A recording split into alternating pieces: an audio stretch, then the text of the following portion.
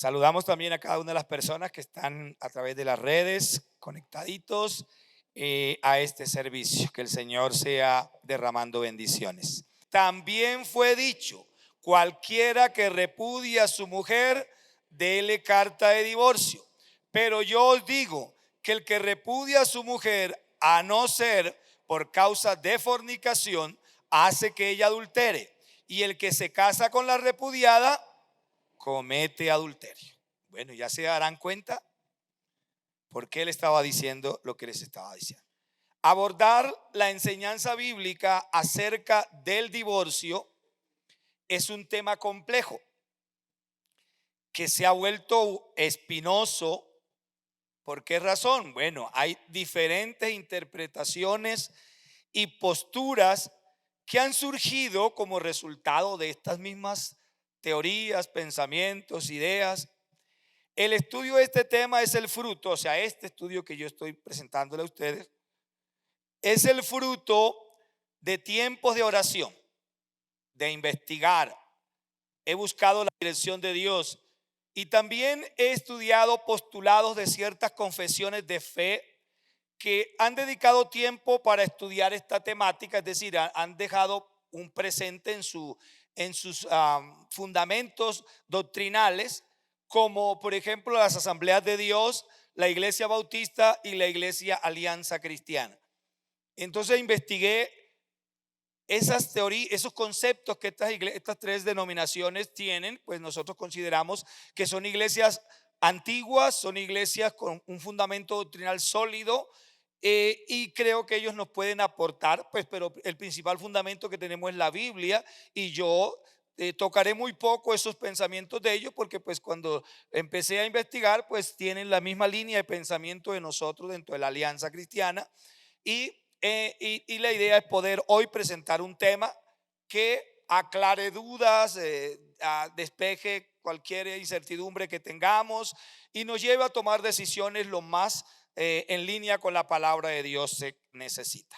El Señor Jesucristo, durante los 3 años de vida ministerial, aquí terrenalmente, abordó este tema en 2 ocasiones.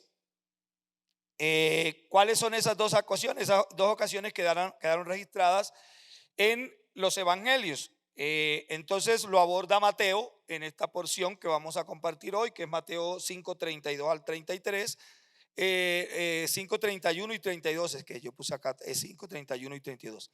Lo aborda también en Mateo 19:1 al 9.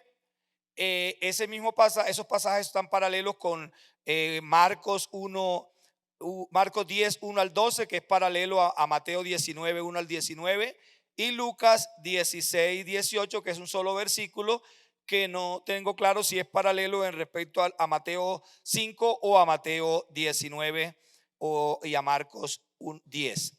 Pero también este tema fue abordado por el apóstol Pablo, hablando ya del Nuevo Testamento, ¿no? Porque hay otras referencias que estaremos usando del Antiguo Testamento, pero también fue abordado por el apóstol Pablo en la carta a los Romanos, en el capítulo 7, 1 al 3, allí donde Pablo hace una analogía entre lo que es la ley, estar casado como un principio de la ley, y lo que es unirnos a Cristo. Él hablaba en cuanto al judaísmo, como ellos tenían en cierta manera que morir aquellos conceptos que tenían para unirse a Cristo ahora, y que así también como la esposa, para poderse unir a un nuevo hombre, tenía que morir el esposo. Entonces Pablo plantea ese pensamiento, pero también lo hace en Primera de Corintios capítulo 7 versículos 16, 10 y 16.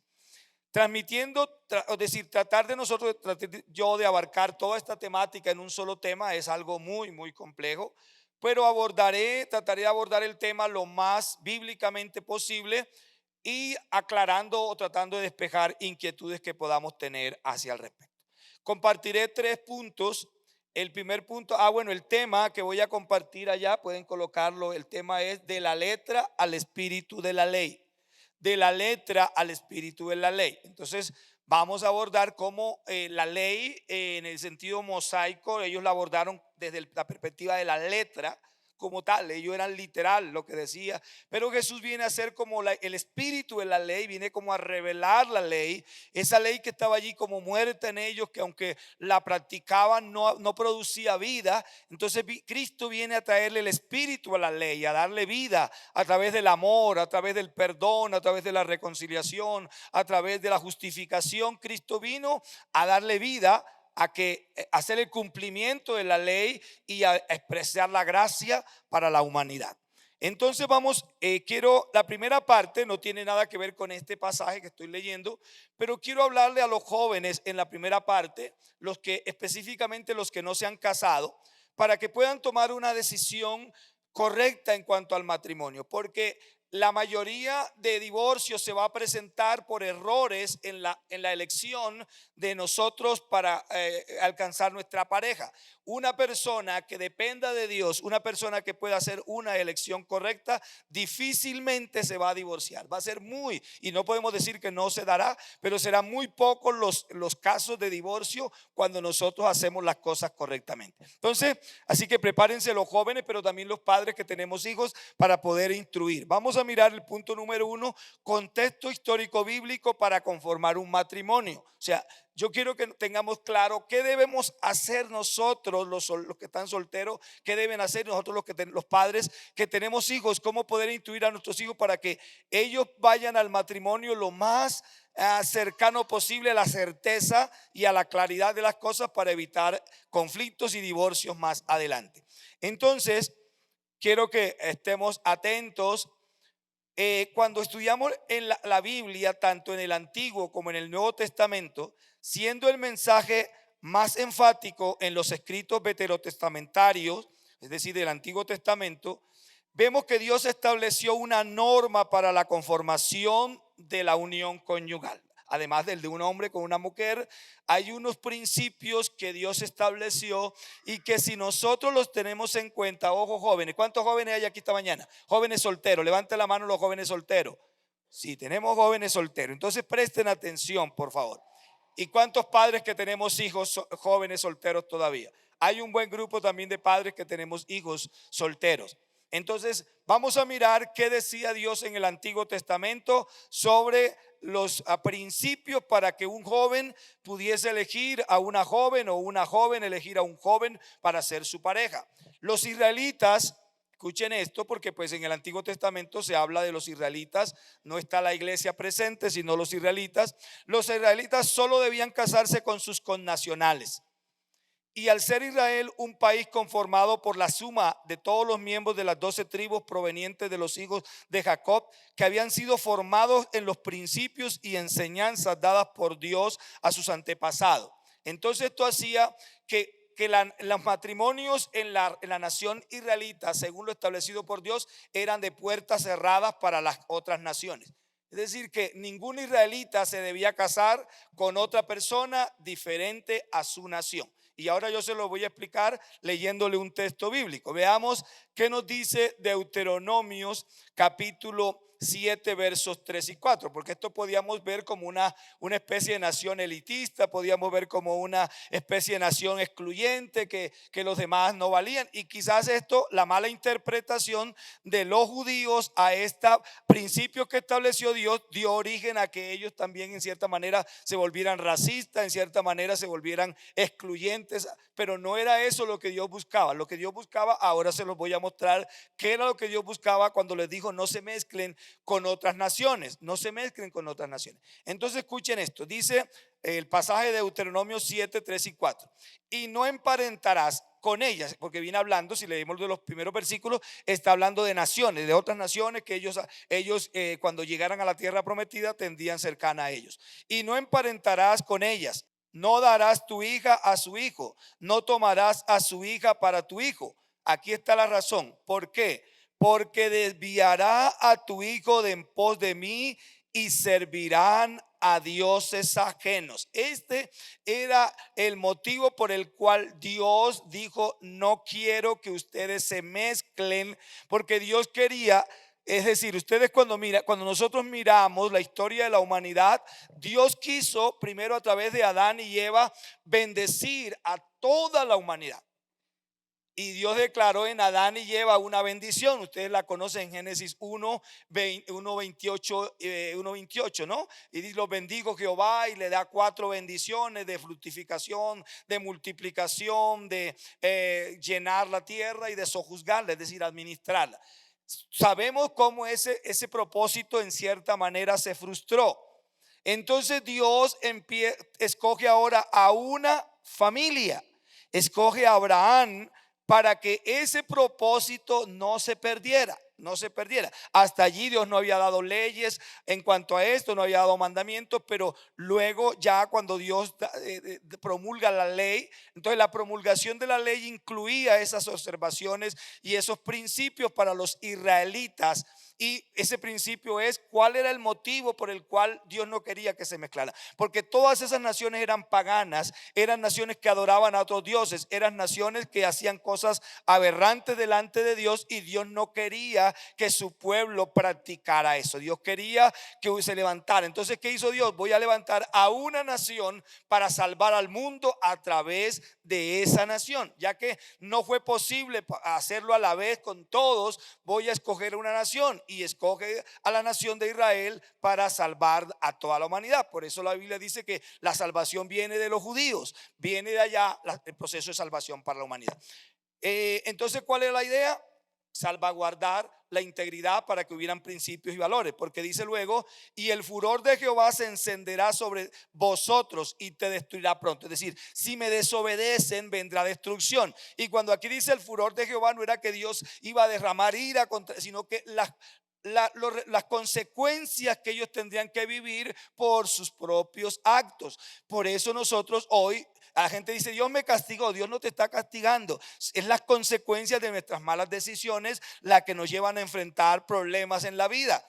Entre más acertados seamos nosotros a caminar en línea con Dios, mejor nos irá en la vida. Entre más desacertados seamos en nuestras decisiones, peor nos irá en la vida.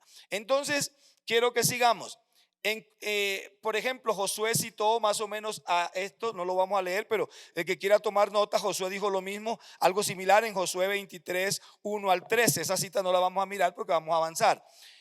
Pero muchos de los israelitas violaron este principio, aún algunos de los líderes principales de Israel. Tal es el caso del rey Salomón. Dice primer libro de Reyes 11, 1 y 2. Esa cita sí la vamos a mirar. Dice: pero el rey Salomón amó, además de la hija de Faraón, que no venía de la línea de los israelitas, porque en aquellos tiempos de Salomón era costumbre que los reyes se aliaran con otros reyes para no entrar en guerra. Entonces, ¿cómo era la alianza mejor?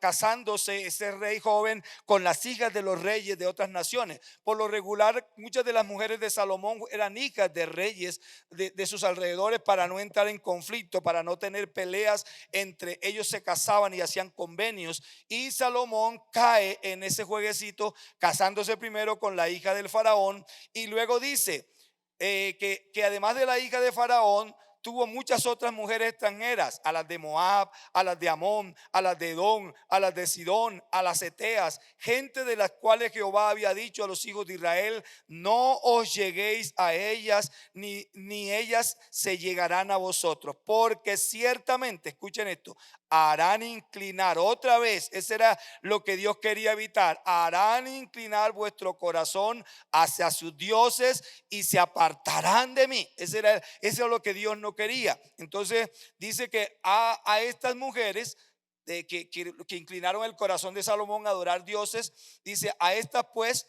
se juntó Salomón con amor. O sea, el hombre las amaba. Eso está en primer libro de Reyes 11, 12. En Malaquías, que es el último libro, estamos tomando como Dios tomó de página a página del Antiguo Testamento. En muchos de sus libros hizo la misma observancia: no se unan. ¿Y cuál es el mensaje hoy? Ahorita le voy a hablar a los jóvenes en esta época. Entonces, con respecto a Malaquías, dice el libro de Malaquías en el capítulo 2, versículo 10 al 12. Se lo voy a leer en la nueva, no, voy a leer en la Reina Valera todavía. Más adelante se lo leeré en la traducción viviente. En Malaquías, que es el último libro del Antiguo Testamento, Dios responsabiliza a los varones de Israel de haber violado el pacto al casarse con mujeres extranjeras. Y le dice así: ¿no tenemos todos un mismo Padre? ¿No nos ha creado un mismo Dios? ¿Por qué pues nos portamos deslealmente el uno contra el otro, profanando el pacto de nuestro Dios? ¿Qué profanaron? ¿Cuál fue el pacto de Dios? No se casen con mujeres de otras nacionalidades. Le dice, han violado el pacto de nuestro Dios. Profanando el pacto de nuestro Dios. Versículo 11. Prevaricó Judá, y en Israel y en Jerusalén se ha cometido abominación. ¿Por qué se cometió abominación? Porque Judá ha profanado el santuario de Jehová que él amó y se casó con hija de Dios extraño. Así lo dice la Reina Valera. La Nueva Traducción, esa frase, hija de mujer con hija de Dios extraño, dice mujeres. La Nueva Traducción Viviente dice mujeres que rinden culto a ídolos. Y la Nueva Versión Internacional dice mujeres que adoran a un Dios extraño. Versículo 12. Jehová cortará de las tiendas de Jacob al hombre que hiciere esto, al que vela y al que responde, y al que ofrece ofrenda a Jehová de los ejércitos. Es decir, eran gente, los que hacían eso eran sacerdotes, porque eran gente importante que estaban allí y se mezclaban a pesar del mandamiento, desobedecían el mandato de Dios. Eso con respecto al Antiguo Testamento. Vamos a mirar el Nuevo Testamento. El Nuevo Testamento, el mensaje central en el Nuevo Testamento ya no es Israel. El mensaje en el Nuevo Testamento es a la iglesia. El mensaje, ya Dios, si bien es cierto, sigue amando a su pueblo, sigue amando a su nación, pero se cumple entonces que vendría el Salvador de las naciones, que sería Jesucristo. Y por eso ahora el mensaje se va a centrar hacia las naciones, incluyendo a Israel. Entonces Pablo da un mensaje escribiéndole a la iglesia de Corinto, en el capítulo, segunda de Corintios capítulo 6 versículo 14, dice así: no os unáis en yugo desigual. Estamos hablando de la importancia de tener en cuenta estos principios para elegir pareja. No os unáis en yugo desigual con los incrédulos, porque ¿qué compañerismo tiene la justicia con la injusticia? ¿Y qué comunión la luz con las tinieblas? Bueno, entonces quiero aquí decirle a mis jóvenes: ustedes no pongan la mirada en las cananeas, en las eteas, en las fariseas. Es cierto que ellas muestran piernas, ombligo y muchas otras cosas más, pero queridos jóvenes, cuando usted pone la mirada en una mujer que no es cristiana, pero también a las mujeres, cuando usted pone la mirada en los eteos, en los gergeseos, en los fereceos, en los jebuseos y todos los feos, usted está abriendo una puerta al enemigo y está violando el mandato de Dios.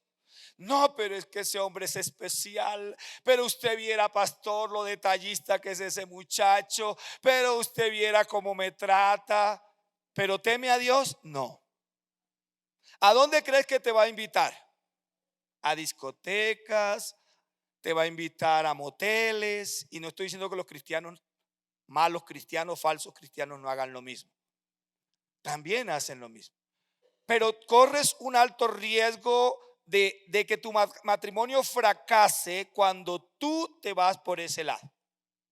Dice: no te unas en yugo desigual. En el Antiguo Testamento le decía: no te unas con las mujeres de otras naciones. Acá, como ya no son naciones, todas las naciones tienen la oportunidad de ser parte del pueblo de Dios. Ahora Dios dice: no te unas en yugo desigual. Y yo quiero hablarles primero qué es el yugo y qué es un yugo desigual.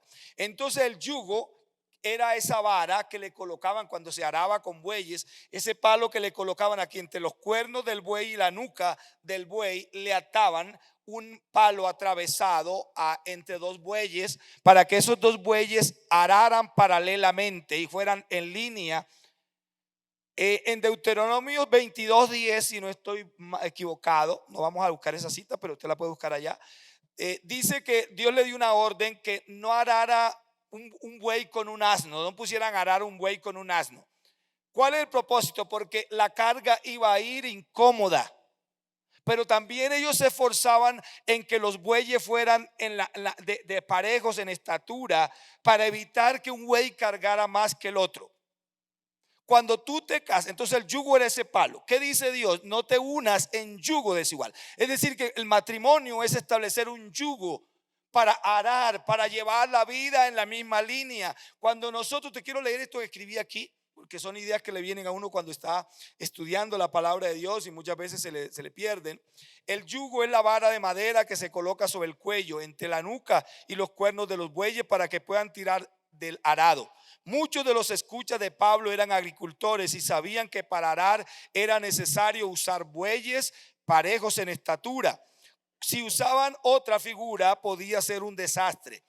Por Pablo, ¿qué quiere decir con esto? Quiere decir que si quieres que tu matrimonio vaya a donde deseas que vaya, necesitas encontrar una pareja que comparta tu fe y tus valores. No, pastor, es que yo lo cambio, eso el Señor lo va a cambiar. Yo no estoy diciendo que no lo pueda, Dios es maravilloso, pero ¿por qué correr ese riesgo? Muchachas, si aquí hay tantos chicos apuestos aquí en la iglesia. A ver, los chicos apuestos, ¿dónde están? Claro, que no estén casados, no levanten la mano los chicos apuestos que no están casados. Levante la mano o no se considera apuesto. Eso, muchachas, empiecen a echar ojo. ¿Quién levantó la mano? Pero también, ¿dónde están las chicas apuestas? ¿Dónde están las niñas elegantes? Levanten la manito las niñas que no tienen pareja. Sí, es que no se casan solamente las jovencitas, se casan también las mayores. Y hay muchos hombres mayores buscando esposa, pero dicen, yo no veo en la iglesia. Bueno, levanten la mano las señoras, las muchachas solteras, levanten la mano, no les dé temor. ¿O no se quieren casar? ¿No quieren ustedes conseguir un buen esposo? Yo creo que sí. Si yo estuviera soltero, yo quisiera conseguir a mis 57 años una buena esposa. Terminar mis años, no terminarlo solo. Escuchen esto. Mire, la vejez solo es difícil. La vejez sola. Mis padres tienen 89 años y yo me lleno de una inmensa alegría. Ellos son de la misma edad. Pero mi mamá de pronto tuvo 10 hijos. Las mujeres a veces se afecta más la salud. Mi mamá se cayó y se partió la cadera en 3 partes. Y ha quedado con limitaciones. Mi papá es el que la ayuda a bañar. Mi papá es el que la ayuda a vestir. Ella todavía lo puede hacer, pero él está allí. Ellos a las 5 de la mañana ya se están bañando. Y él no la deja ir al baño sola. Él va con ella. Entonces, mis amados hermanos que están solteros, hombre, órenle a Dios. Me gustaría conseguir una pareja, Señor, pero una mujer de Dios. Entonces, escuchen esto, cuando nosotros tomamos malas decisiones, allí comenzamos a fracasar. Pero bueno, vamos al texto bíblico. Vamos a ver el mandato según la ley, es decir, la letra, versículo 31. Volvamos al sermón del monte. Allí Jesús, hace 8 días hablábamos acerca del adulterio. Cuando estudiamos ese pasaje, aunque en la Reina Valera aparecen en 2 partecitas, Jesús y el adulterio y Jesús el divorcio, normalmente es el mismo cuerpo de pensamiento. Pero yo he tratado de seguir la norma de la Reina Valera para poder trabajar bien lo que era el adulterio y poder hablarle también con el tiempo suficiente del divorcio. Entonces, Jesús dice allá, también fue dicho. ¿Eso qué significa? Que Jesús viene citando, fue dicho, fue dicho, fue dicho. Fue dicho, no adulterarás, fue dicho, no perjurarás. Ahora dice, fue dicho. ¿Qué fue dicho? Cualquiera que repudia a su mujer, dele carta de divorcio. La frase que el Señor Jesús está citando es tomada de Deuteronomio 24:1, que dice así: cuando alguno tomare mujer y se casare con ella, si no le agradare por haber hallado en ella alguna cosa indecente, le escribirá, ¿qué le escribirá? Carta de divorcio, y se la entregará en su mano y la despedirá de su casa. Y si seguimos leyendo, dice que ella se podrá casar con otro hombre. En otro momento, mientras Cristo enseñaba en otro lugar, los fariseos se le acercaron para preguntarle: ¿es lícito al hombre repudiar a su mujer por cualquier causa? Ahí dice que la intención de ellos era tentar a Jesús. No, la ley no decía que por cualquier causa. La ley dice si hallare en ella algo indecente, pero ellos para tirarle la piedrita a Jesús le dijeron, es lícito que el hombre repudie a su mujer por cualquier causa. Entonces Jesús, después que le responde bíblicamente, muy acertadamente, ellos vuelven a contraatacar con otra pregunta. En el versículo, estoy citando Mateo 19, y en el versículo 7 le dicen, ¿por qué pues mandó Moisés dar carta de divorcio y repudiarla? Ellos también están citando entonces Deuteronomio 24:1. La respuesta del Señor Jesús fue: ¿por qué Moisés dio carta de divorcio? Por la dureza de vuestro corazón, Moisés permitió repudiar a vuestra mujer. Entonces, ¿cómo? A la Biblia decía solamente la mujer. ¿Saben por qué? Me quiero explicarle. Porque en aquella época, las mujeres dependían 100% del hombre.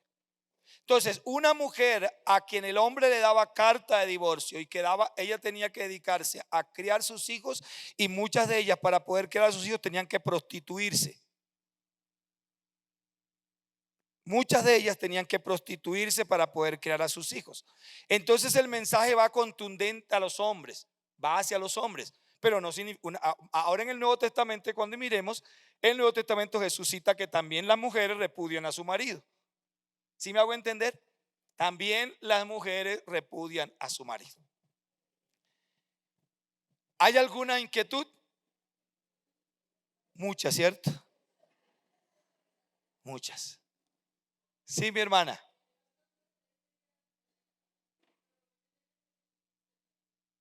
Por eso, si el esposo la abandonaba, cuando el esposo la abandonaba, cuando el esposo le daba carta de divorcio, por eso dice, ella podrá casarse con otro. Si ustedes miran Deuteronomio 24, y pues anoten la cita, dice, él les pedirá carta de divorcio. Esas cartas normalmente no eran una notaría. Recuerde que se habla de que los ancianos se sentaban a la puerta de las plazas. Esas cartas se hacían en conjunto con los ancianos de la comunidad, que ese hombre se presentaba ante ellos y decía, esta mujer tiene. Ahora, la Biblia no nos aclara qué era lo indecente. No dice que era lo indecente. Podía ser una mujer terca y rebelde, una mujer desasiada, una mujer grosera. No sé, la Biblia dice indecente. Entonces el hombre se sentía con ella, o iba a la junta de ancianos y le decía, esta mujer, yo no puedo convivir más con ella porque es esto, y yo vine para que le demos carta de divorcio. Y me supongo, no sé, la Biblia no entra en detalle, pero me supongo que los ancianos la escuchaban, habría un diálogo, y luego la mujer tal vez decía sí, quiero separarme o no, pero el marido decía sí, y entonces le daban la carta de divorcio y ella iba con su carta de divorcio. La cargaba quizás en su maleta, en su bolso, y cuando un hombre la veía, ella decía, mire, ya yo soy soltera,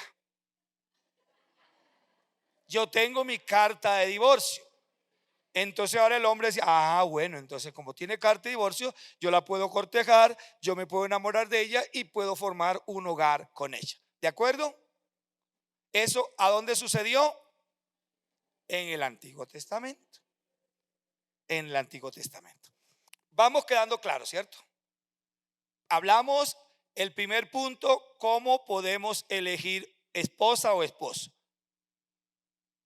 En el Antiguo Testamento, ¿dónde debían los israelitas elegir esposa y esposo? Dentro de su propia nación. No les era permitido conseguir esposa de otra nación. En el Nuevo Testamento, ¿de dónde debemos elegir esposa y esposo? De la iglesia. Si en la iglesia Alianza Cristiana de Suba no hay, pues órele a Dios que otra iglesia de sana doctrina.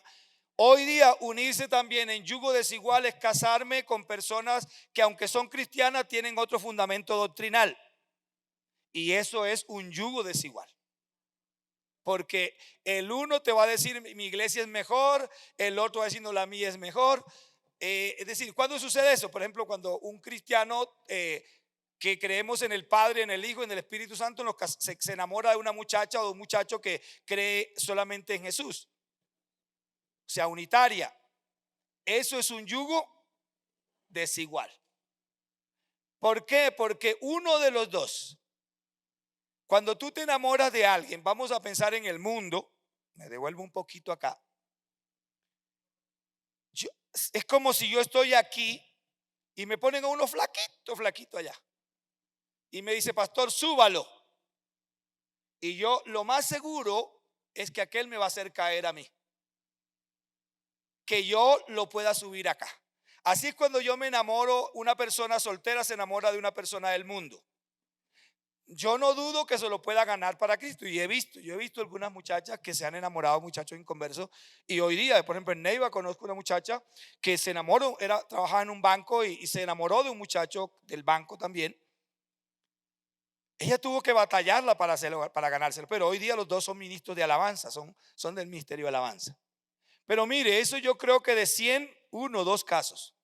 La mayoría termina llevándoselo a él para el mundo o el matrimonio acabándose o ella teniendo que resignarse a llevar un matrimonio doloroso, cargas, problemas. El hombre le pone los cuernos y ella tiene que soportar si quiere llevar un matrimonio a la luz de la palabra, es decir, como que no separarse.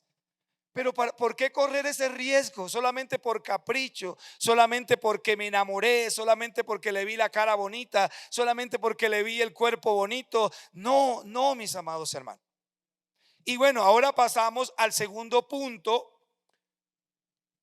La ley, estamos hablando del segundo punto que es, voy a aclararle el segundo punto que estamos mirando, el mandato según la ley.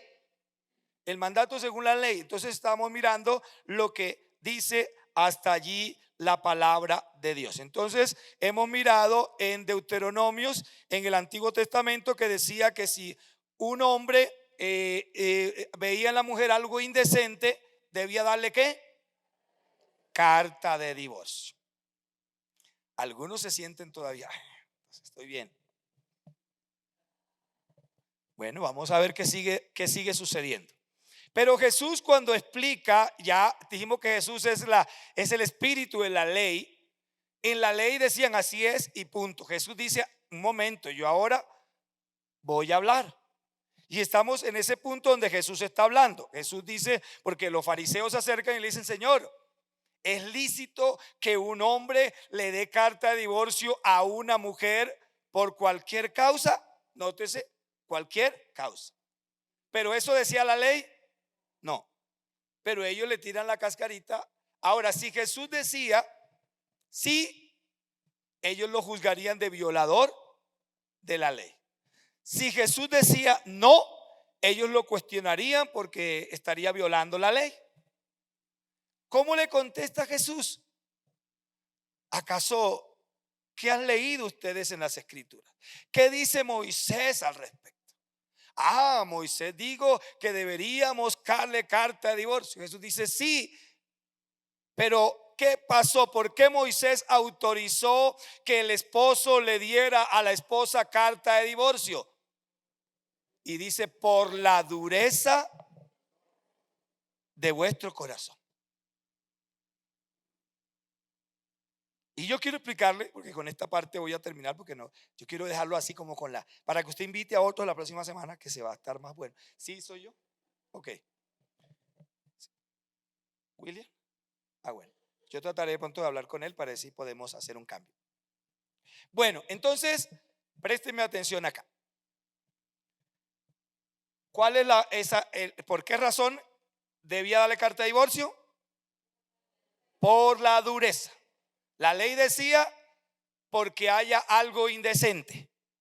Jesús dice, además de eso, hay algo que tiene más peso. Recuerden que Jesús viene a revelar el corazón de la ley. Jesús viene a revelar lo que ellos practicaban la letra. Jesús dice, mire, el problema es que detrás de esa letra hay una revelación que depende del corazón. Por eso acuérdense el tema que predicó el pastor William, cuando el tema del pastor William tenía que ver entonces con el problema del que mataba, no solamente el que mata el que saca un arma, sino mata el que tiene odio en su corazón, el que tiene ira en su corazón, el que tiene remordimiento en su corazón. Recuerden el tema que yo les prediqué ayer sobre el adulterio, hace 8 días sobre el adulterio. Jesús dijo, no solamente adultera el que comete acto físico, adultera el que mira a una persona y la de su sexo opuesto, bueno, hoy día aún desde el mismo sexo, y la codicia y la desea, ya que ya adulteró con esa persona en su corazón. Ahora Jesús dice, ¿sabe qué? El hecho de que Moisés autorizara dar carta de divorcio tiene un solo motivo. Hay una sola razón, y la razón es, y escuchen, hoy muchos hombres cristianos maltratan a sus esposas por la dureza de su corazón. Hoy muchas mujeres cristianas maltratan a su esposo por la dureza de su corazón. Y este es el centro del pensamiento. Los divorcios se dan por la dureza de corazón. El odio se da por la dureza de corazón. El adulterio surge por la dureza de corazón. Yo creo que Jesús en este pensamiento centra todo lo que es la idea de su mensaje que Él quiere corregir. Yo quiero que ustedes comprendan que el problema que a ustedes les afecta es la dureza de su corazón. Eso no lo decía la ley. La ley de repente decía si hay algo indecente. Pero Jesús dice, ¿saben qué es lo que los hace a ustedes indecentes? La dureza de su corazón. Yo quiero, amada iglesia, que pensemos cómo está nuestro corazón.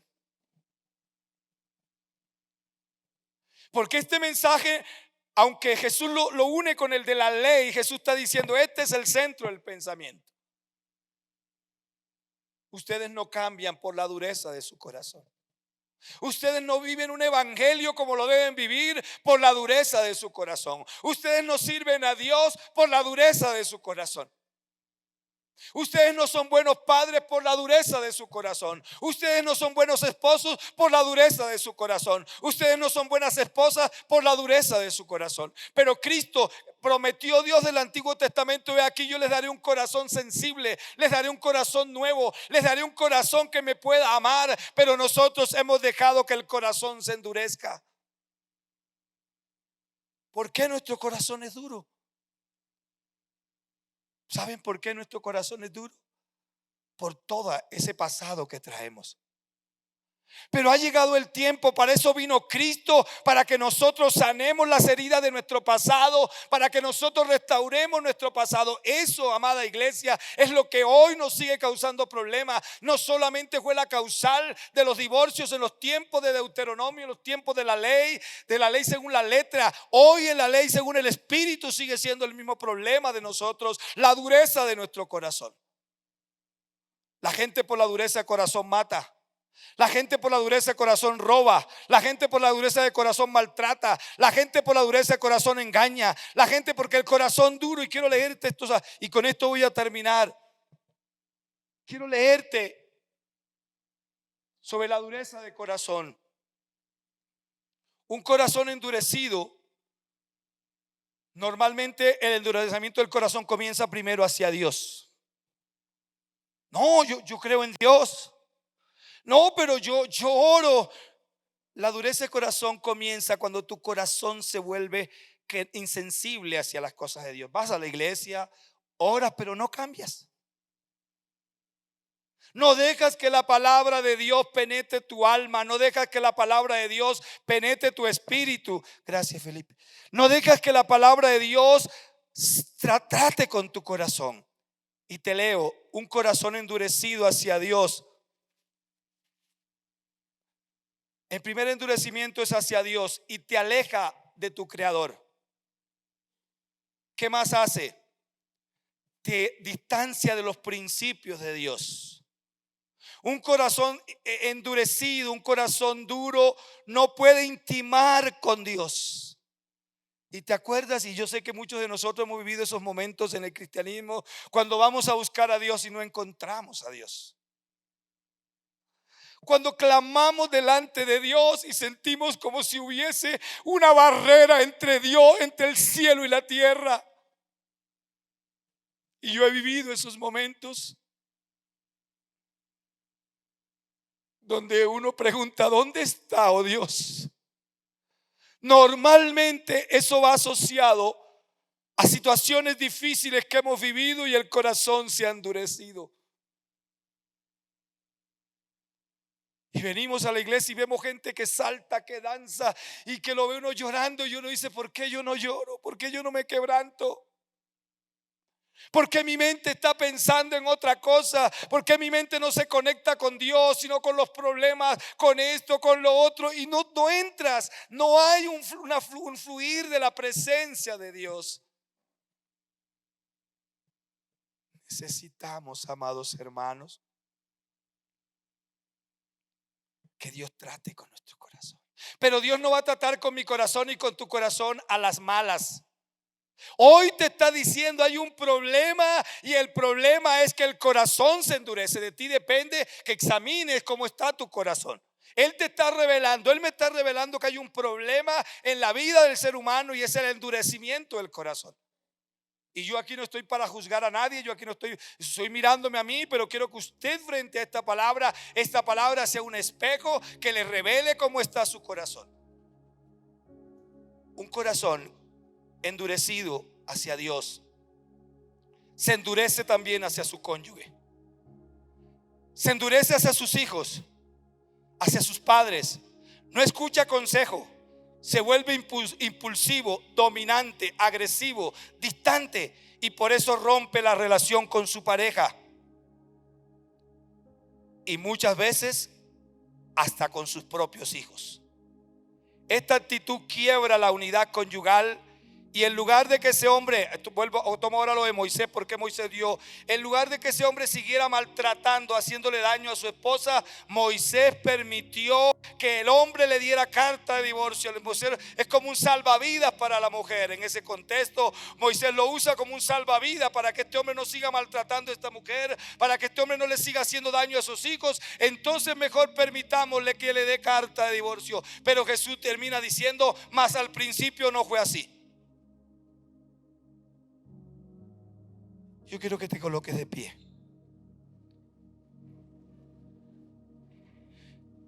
Y quiero preguntarte: ¿cómo está tu corazón? Dentro de 8 días voy a predicar la segunda parte. Pero quiero que tú te preguntes hoy: ¿cómo está mi corazón? ¿Cuál es la principal causal de los conflictos, de las guerras, de los divorcios, del maltrato en la familia? Un corazón endurecido.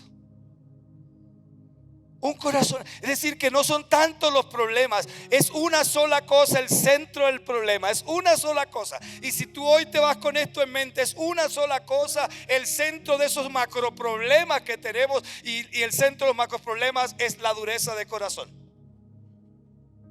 Yo quiero orar aquí por ustedes. Padre amado, yo te doy gracias. Cada persona que está ahí en las redes, quiero decirte: hay un problema por el cual hay conflictos en tu casa. Hay un problema por el cual tú vives esas decepciones, esa frustración. Un problema por el cual estás viviendo esas depresiones. Un problema por el cual está ese odio en tu corazón. Se llama una sola cosa: la dureza de corazón.